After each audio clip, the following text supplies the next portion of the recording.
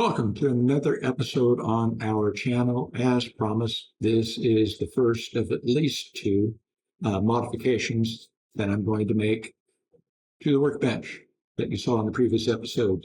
And the video disappeared, and then we had to put it back up. But that's a long story. I have no idea why we lost the video. But anyway, I digress.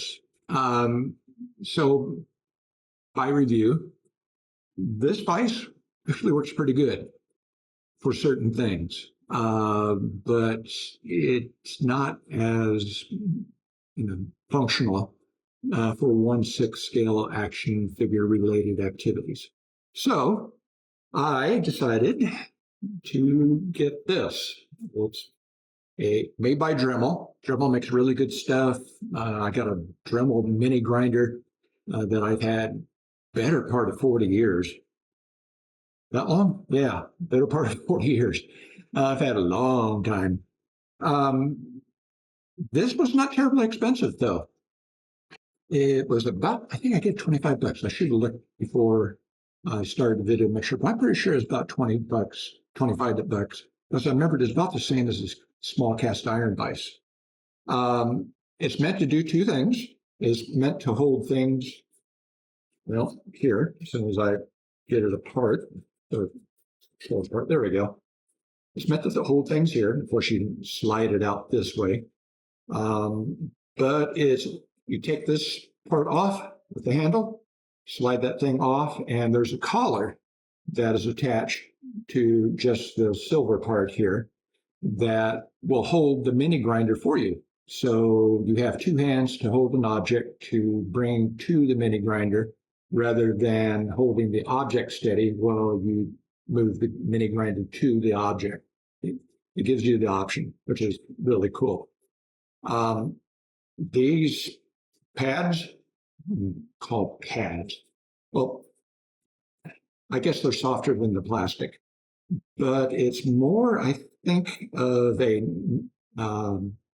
surface that won't mar the finish on whatever it is that you're working on. It kind of has a grip to it, but it is a little bit padded in relationship to the plastic. But the question remains now to get this onto this.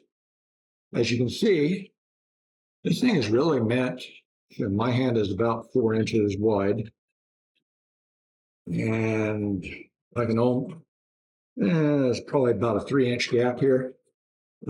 Which makes sense if you have a 4x4 bench. 4x4 stock is not 4 inches by 4 inches. It's just a little bit. I think let's clamp onto it. How to get it onto here? I had a few options, none of which my wife liked. These were practical options, not aesthetic options. Okay, option number one was to raise the bench so that this thing would indeed clamp on. That really wasn't, even I realized, well, that's ugly if we did that.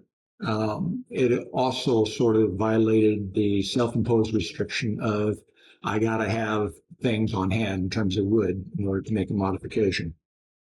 The only thing I purchased was the vise, the padding from floor sliders, carpet floor sliders, and now this thing. The other option was to chop it off, I don't know, right about here, and then Velcro it on the side and on top. So when it came in contact, two contact places, this thing wasn't going to go anywhere. Well, she shot that one down too because it was ugly. And she had a point. It would be distracting. Another option was to drill a hole here, cut it off, drill a hole here, drill a hole here, and just mount it like that, maybe with a thumb screw. Well, that would involve drilling a hole here, and she didn't want any holes showing. One other option would be to move these legs inwards, put the table at the side, put the bench rather at the side of the table so that it hung over, and then just clamp it down. You wouldn't have to demolish the vise in any way. Functionally, that was a failure on two levels. First of all, I want to put a drawer in this thing, and it would move the legs much further in, hence a much smaller drawer. Also, it would, the wheelbase, if you will, would be much closer. And so if you push down on that vise, there's a chance that it could tip up. And cast iron tipping up, coming in contact with the surface table was a bad idea. And plus, it just would not look as good. Neither one of us thought it would look as good with the legs more inboard as opposed to where they are now. So I'm stuck with, as I see it, with one option. And that one option is take my saw, cut here so that it fits into here. I've already measured it with my trusty multi-measure from Craig. By the way, if you don't have one of these and you do, I mean, not just woodworking or, handyman stuff, I'm talking 1/6 action figures. This thing is incredibly handy. Millimeters and standard. It will measure this way, and as well as take this thing out with the brass thumb screw, insert it this way. And I've used it for all kinds of things, like a depth gauge for a table saw, or the cross section of a head of a 1/6 action figure, in case I need, for whatever reason, to know how big. Bottom line is, this thing has largely replaced my carpenter square. It is about as close to a true 90-degree angle as you can get for something that's $15. It's not going to, it's not a, I keep wanting to say engineer. What's the word I'm looking for? It's not a machinist square.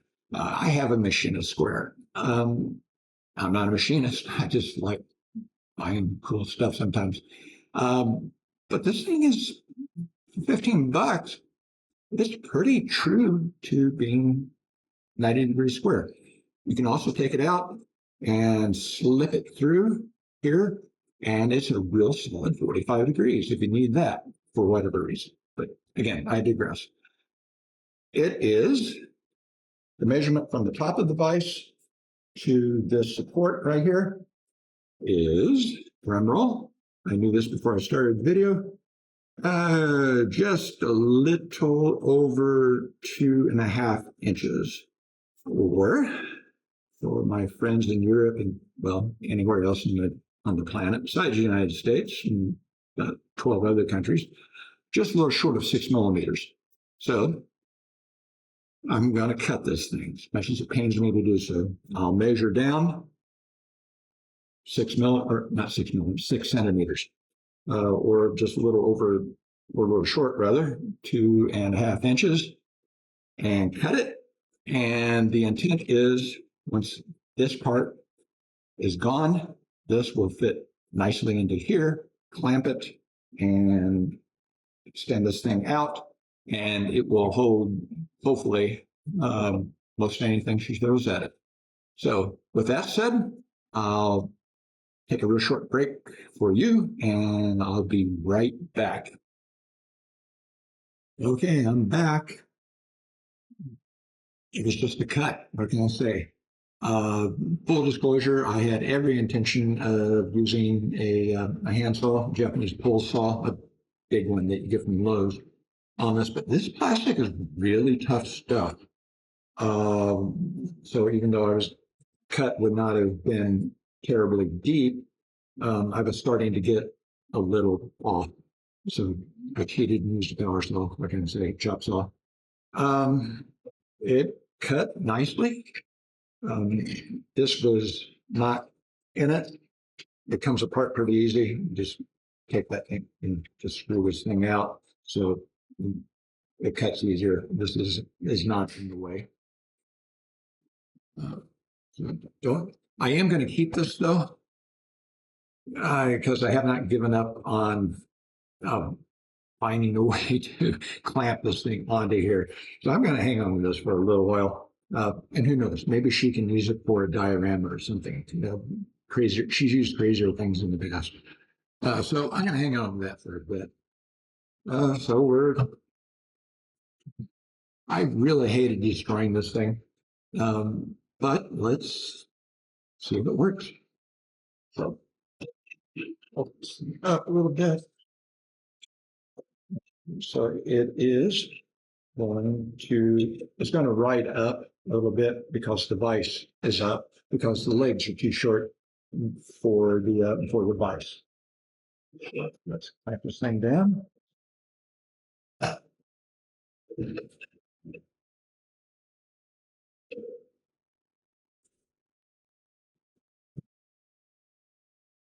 Yep, it holds. Okay, so this part here, this little cup, protection cup, whatever decorative thing, it falls off really easy. It's something that eventually going to lose, I'm sure. So this. Oh, by the way, before I forget, this can be used just like this, or should be able to use just like this without this.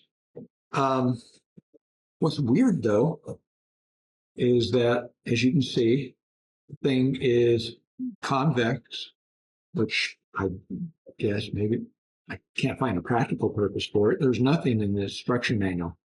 But the really odd thing is, and I don't know if you can see it or not. I got the cameras, don't have the camera set to autofocus. But if you can see them, I think you can see them right here and here, here and here. This is little nubs um, that, you know, the thing slides like it's on ice skates. So what I will probably do, in fact, I know probably about it, I will grind these things off and remember the carpet sliders that are on the workbench and pad device here. I got several of these things left over, like 4 of these and 4 much bigger ones for $5 at Harbor Freight. So I'll pop these things off and put little padding here and there so the thing won't go sliding. It's ridiculous. I don't get it. No, anyway, I'll figure it out later rather than trying to figure it out here. But the moment you've been waiting for, let's slide this thing in here, clamp it down. And she is a southpaw, so no probability the bench will turn 180 degrees, so she can use it with her left hand. Well, you can say the thing is articulated, go up, you can slide out a little bit further, you can slide that way much more. Let me clamp this thing down a little bit. Yeah, that's kind of not going anywhere. Where's it at? Body. Let's see if it'll hold the body.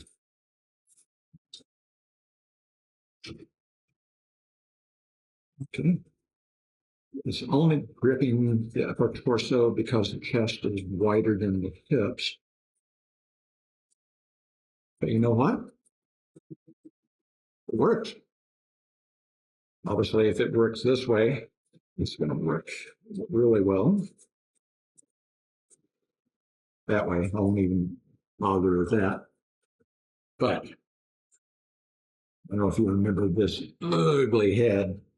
Long story behind it, she took the ugliest head that she had in her body parts containers. That seems weird, body parts containers. And she made a zombie out of it. Did a pretty good job, too. Nope. Slide forward.